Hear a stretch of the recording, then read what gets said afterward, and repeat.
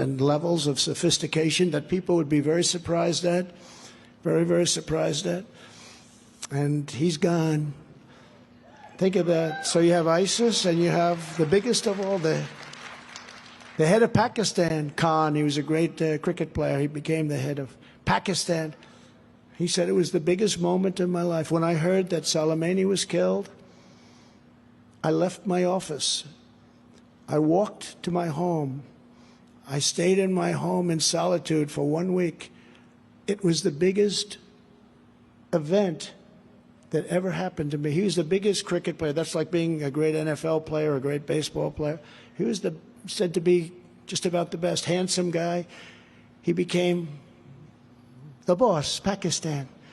He said, I left and I contemplated for 1 week. It was the biggest event of my life. I've never had anything like that happen. And many people felt like that. And I heard there were repercussions, all of the things, but you have no choice. You have no choice. I told the story the other night, which I'd never told before, that when Iran shot down a drone, a metal drone, it was 14 years old, not very valuable, flying very near Iran. Behind it was an airplane with 39 engineers and pilots in it. And Iran shot down the drone. I said, did they shoot down the plane behind it? Because you have engineers that generally follow the drones, right?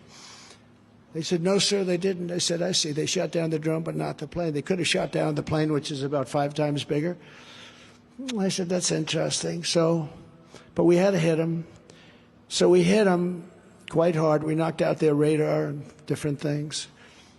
And we heard some word back from them, because I made the statement that if they hit us back, we're going to do things to them that they've never thought possible.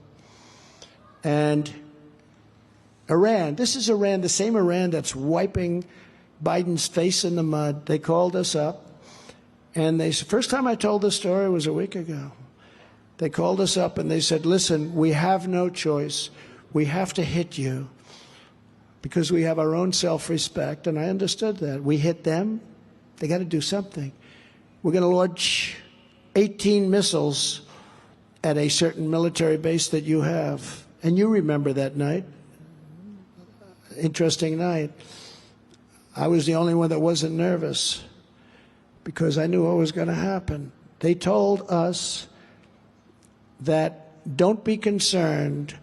We're going to launch 18 missiles at your military base, but none of them will hit the base. These are very accurate missiles. These are missiles that essentially never miss. They're very reliable, very accurate.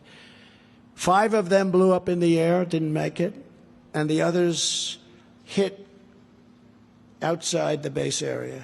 You remember that, Louis, you were there, right? Louis was very nervous. I wasn't nervous because I knew something that Louis didn't know. So they told me that they were going to hit us, but they just had to do it. Now, I never told that story before, but you know what that story is about? Respect for our nation. Respect for our nation.